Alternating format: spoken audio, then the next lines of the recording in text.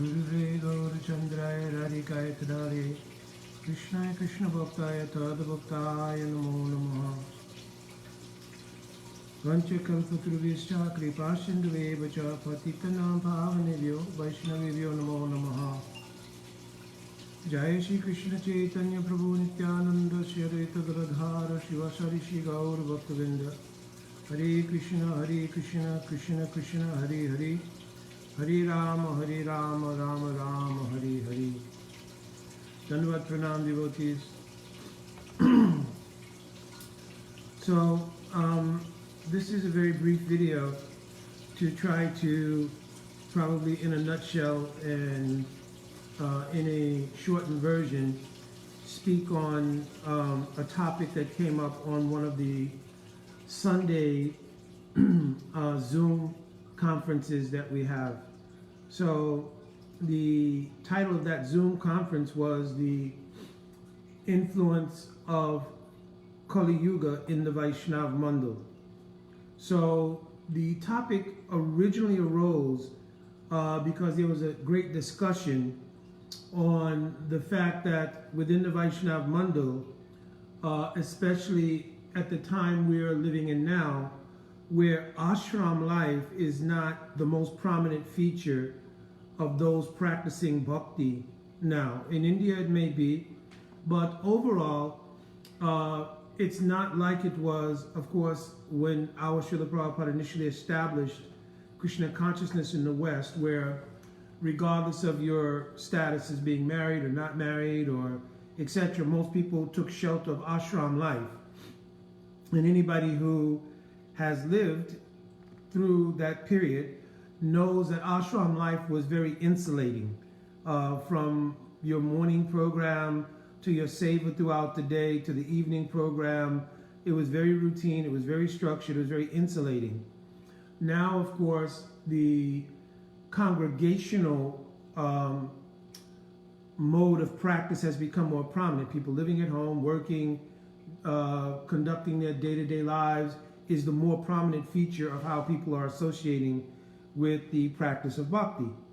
So because of that, then there's more of a porous nature to our Vaishnava Mandal, which means that there's the ability of more things which may not directly be related to bhakti, and in some cases may be harmful to bhakti, of seeping into the Vaishnava Mandal and becoming part of our common parlance in Vaishnava dealings.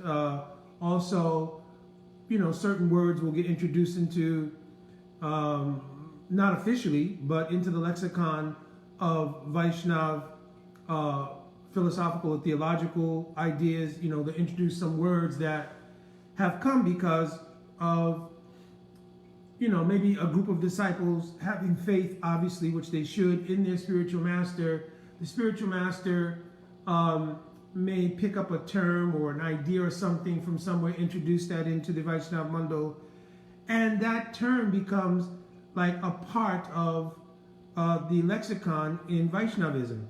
And though it may not have some root in coming from our Guru Varga, but it may be a more contemporary interpretation of something, or it may be something that's just popular in the contemporary pseudo-spiritual communities, or whatever it might be.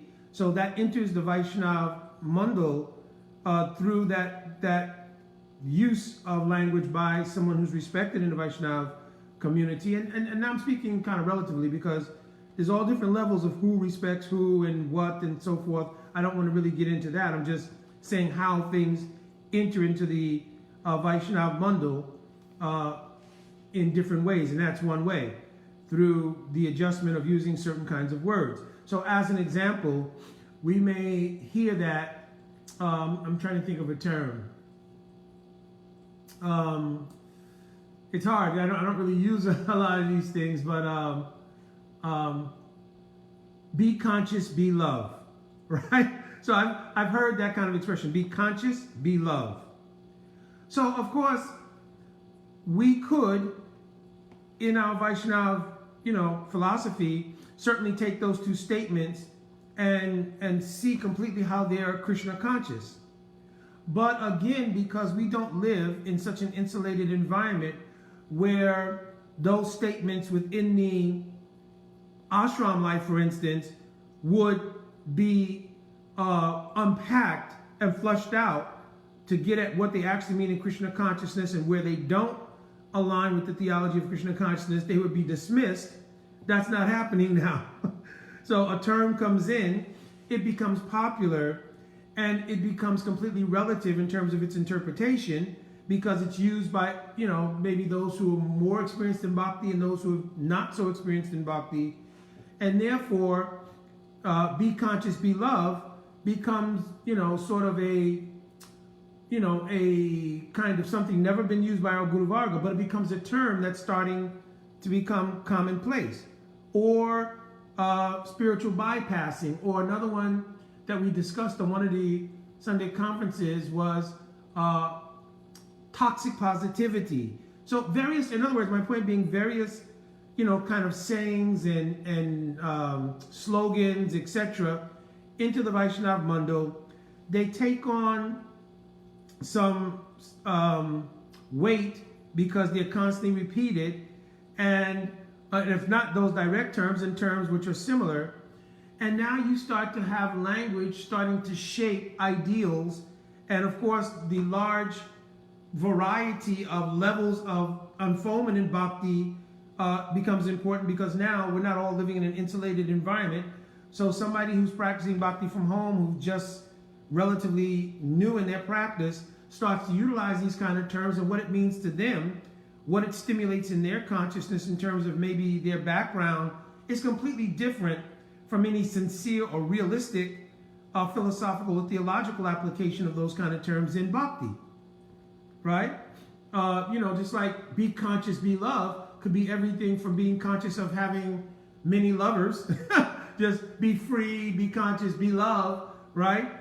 To actually some, Vaishnava theological application of be Krishna conscious, be love means be, an aspirant for praying, bhakti, right? So, in other words, my point here being that huge gap of relative understanding of terms like that, when it enters into the Vaishnava Mandal, it starts to shape ideals, and those ideals start to shape behavior. That behavior starts to influence standards. Those standards then become more lax, more relative, and a certain kind of anything, everything goes starts to evolve as being open-hearted, another term, being accepting, etc., etc. So it goes on and on and on.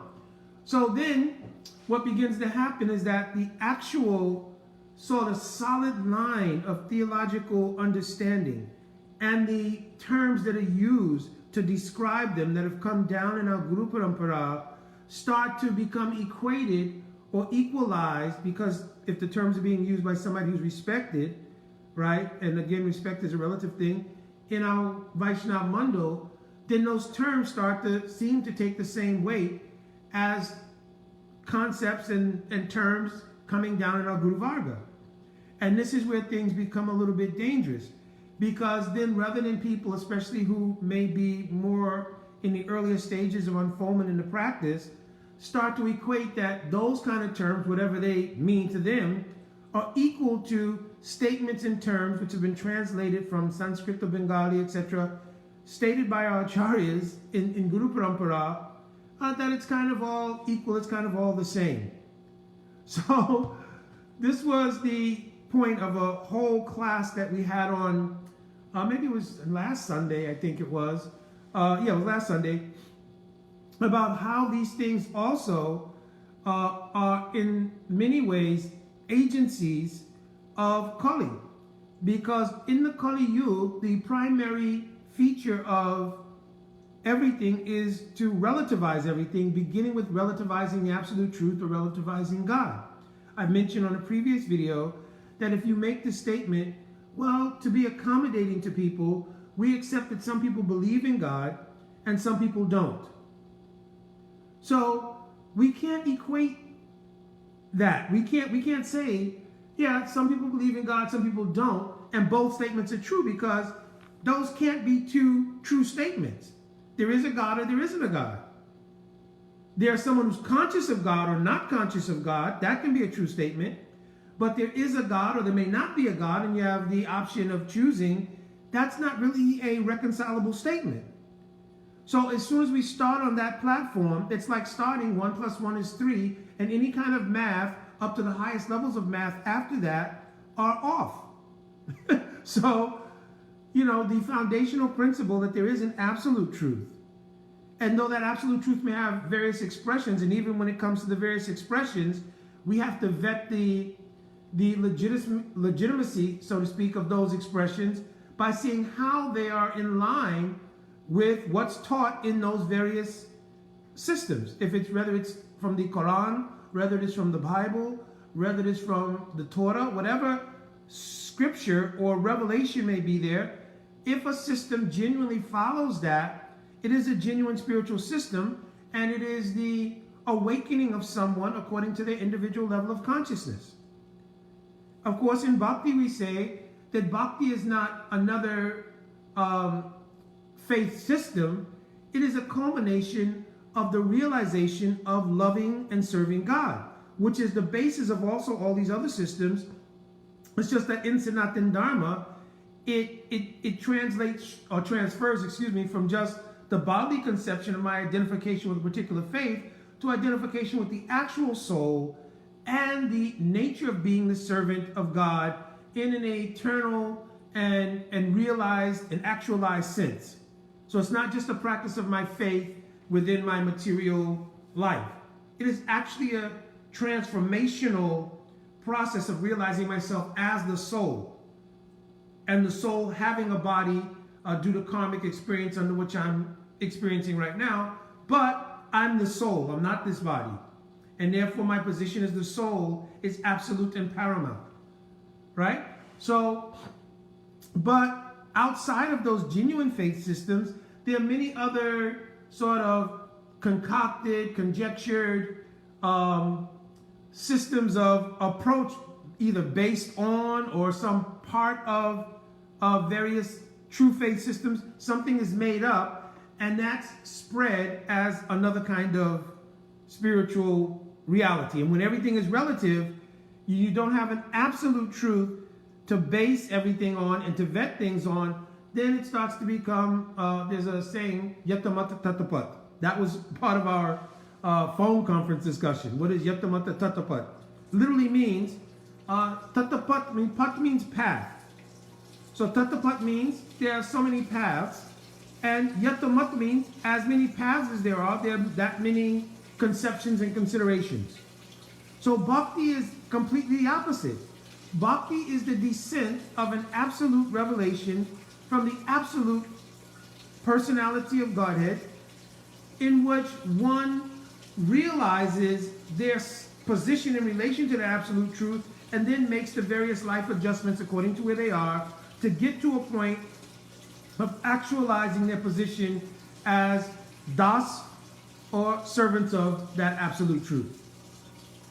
So when you introduce relativity, you're actually introducing the agencies of Kali, because Kali is based on relativization, beginning with relativizing the absolute truth, relativizing the things that are tadiya with the absolute truth. Tadiya means that have connection with the absolute truth, like the process of bhakti, like sastra, like devotees or spiritual practitioners.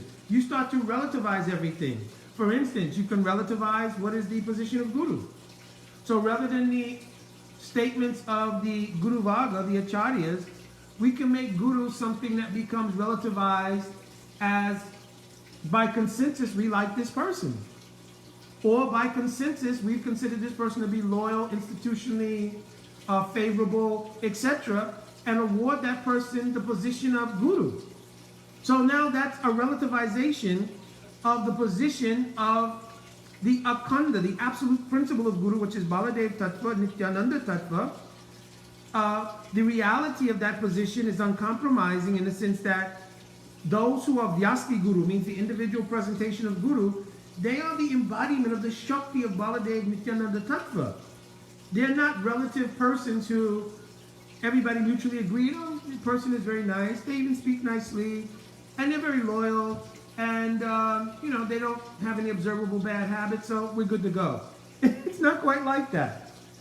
So we would have to take the authentic statements, Tajman Guru Papajeta, Tadvidi Pranipatena, Acharyam Viganyam, right? So many different statements, and analyze those statements, Sastra Yukti Suni Punya, etc. Analyze all these statements of Sastra and our Guru Varga, these absolute statements, and then having a absolute conception of Guru Tattva, then align people with the ability based on that kind of information content to then develop their faith and repose their faith in the true conception of Guru as it is manifest in someone according to those absolute statements. Right? So, but if we just relativize everything and we relativize even the position of Guru, then things could be very, very dangerous. So there's a verse in Srimad Bhagavatam, and it mentions that Krishna Swa Dhamma Opagate Dharma Jnanadi Visaha Kalo Kalo Drisham Nasam Esha Purana Ka Danodita. So it says that in this particular time, in the Kali Yuga, Kalo Nashta Drisham. So Kalo means Kali Yuga. Nashta Drisham means the ability to see clearly is removed or destroyed by the influence of Kali.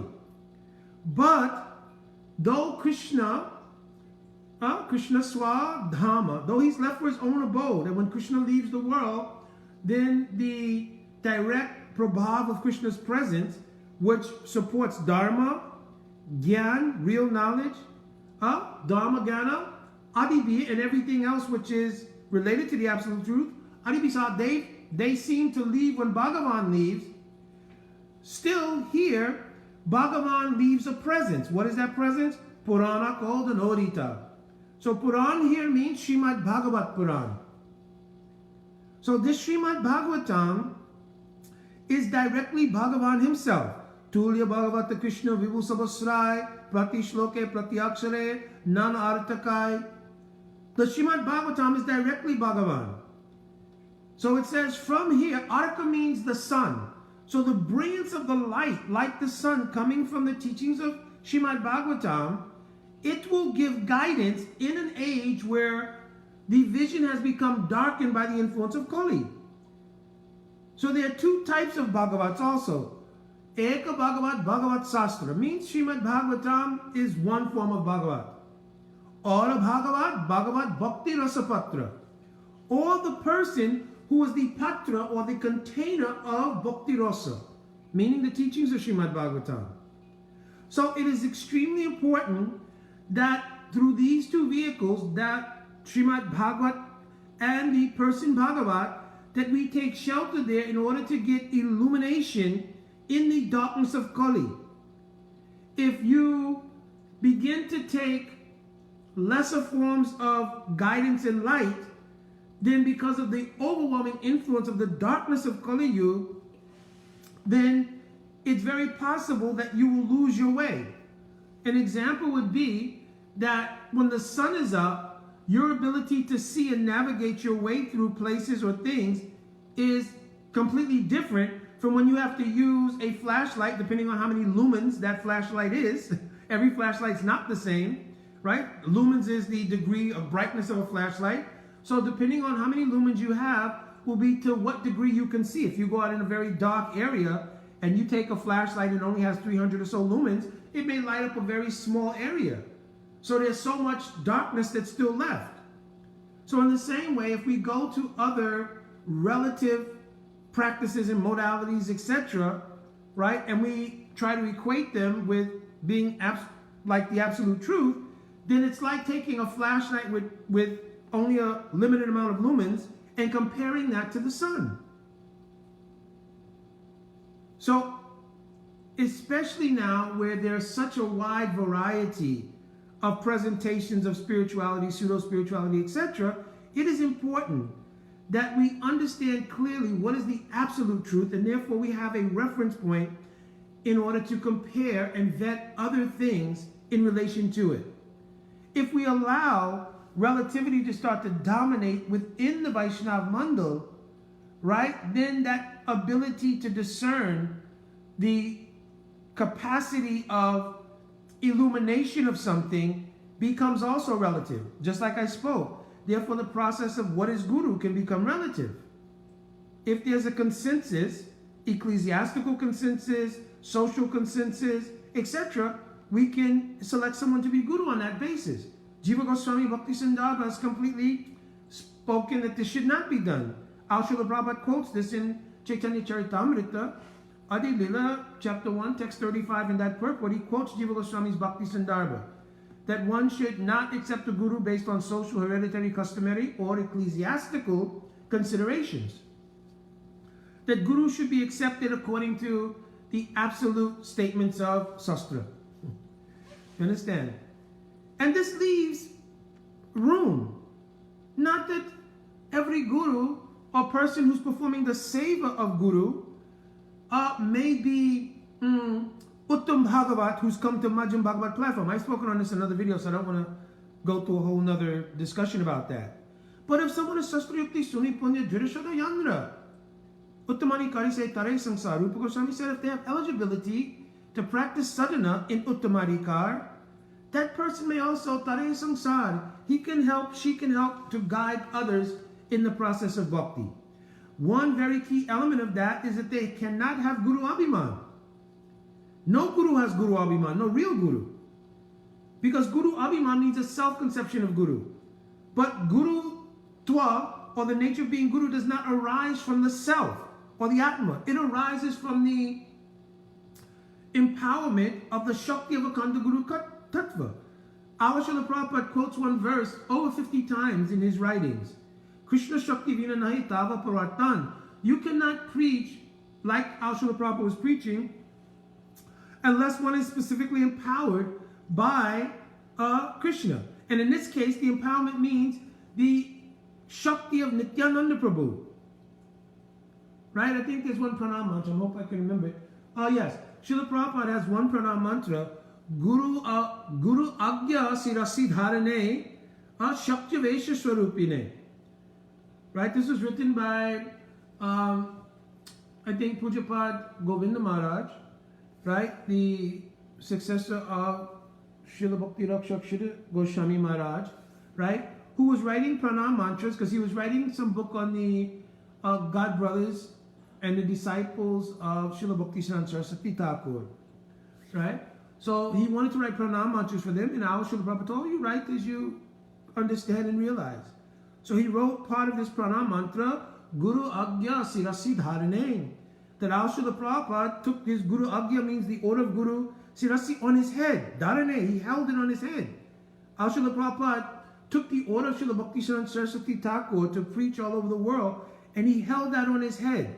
So you can just as a pictorial representation, understand, if you're carrying something on your head, like I preached in Africa for many years, and I've seen the ladies there, they can go to bring water, or they may be carrying goods, but they can stack very heavy, tall, you see it in India as well, very heavy and tall stacks of goods and put it on their head and walk very erect without dropping or spilling or tumbling anything.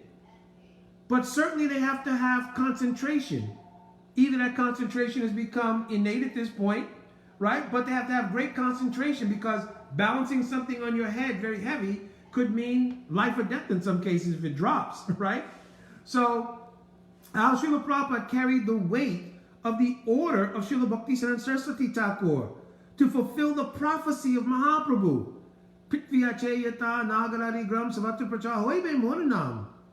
This is a great prophecy of Mahaprabhu spoken in Chaitanya Bhagavat that was fulfilled by our Srila Prabhupada. He carried that weight of fulfilling that prophecy on his head. Right? So Srila Prabhupada says, without the specific empowerment of Nityananda Prabhu, right, which makes essentially Shakt Avesh, the absorption in that order of Guru, and the empowerment of Akhanda Guru Tattva makes Shakt Avesh. right?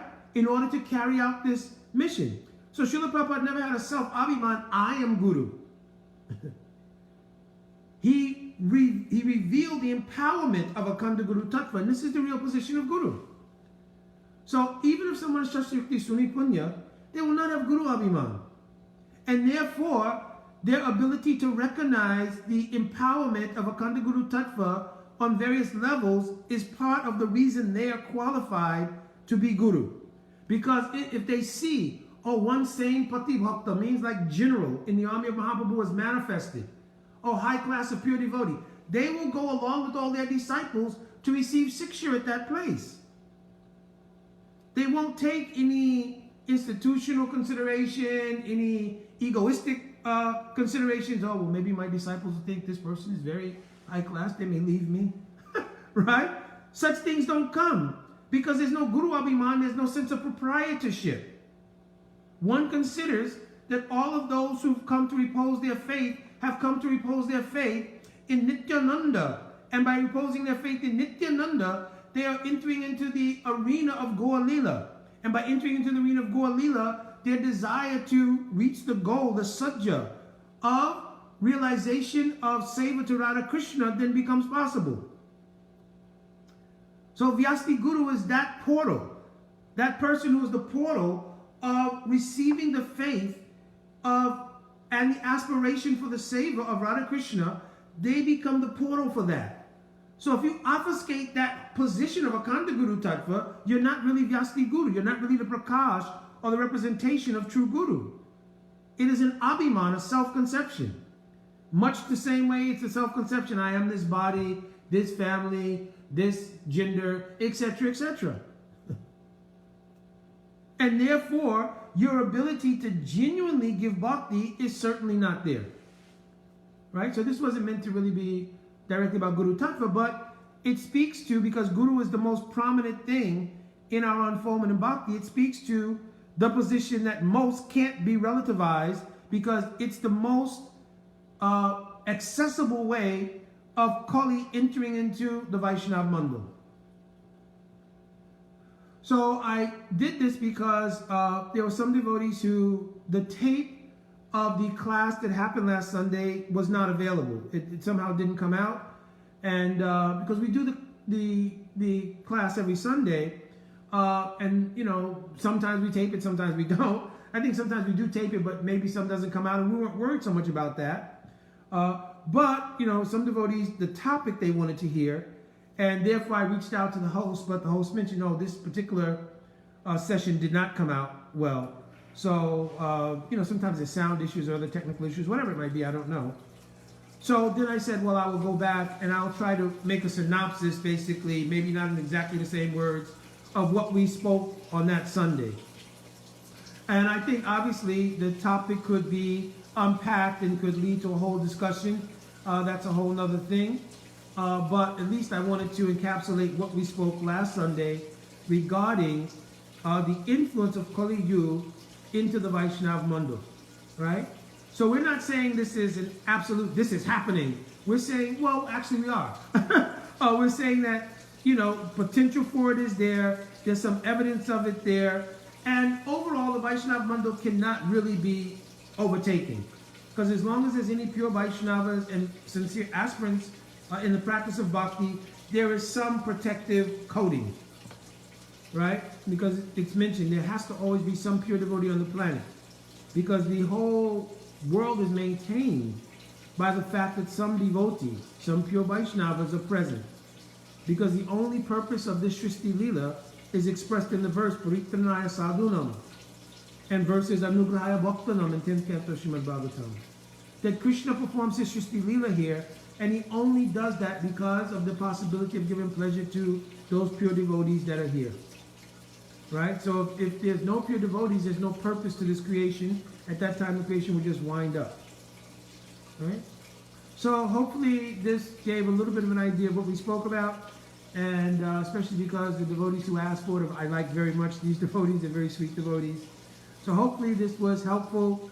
And again, I'm always begging for the mercy of devotees and begging especially for the mercy of so many senior devotees who may be there. If I've made any mistake, please to give any correction. And if there's any benefit from what is spoken, know it to be the Kripa of my Guru Parapadma Nitya Pravesh Tom Vishnu Par Paramuksa Sutra Sisiman Srila Bhakti Vedanta Narayan Goswami Maharaj, my Param Guru Dev Nitya Pravesh Tom Vishnu Par Paramuksa Sutra Sisiman Srila Bhakti Vedanta Swami Maharaj, our Srila Prabhupada, also Nitya Pravesh Tom Vishnu Par Paramuksa Sutra Sisiman, Acharya Keshri Srila Bhakti Pradhan Keshu Goswami Maharaj, and our whole Guru Varga. So my Dandavat Pranam devotees, Panchakalpatrubhyascha Kripa Sindhuvevacha Patitanam Pavanebhyo Vaishnavebhyo Namo Namaha. Jai Radhe Radhe.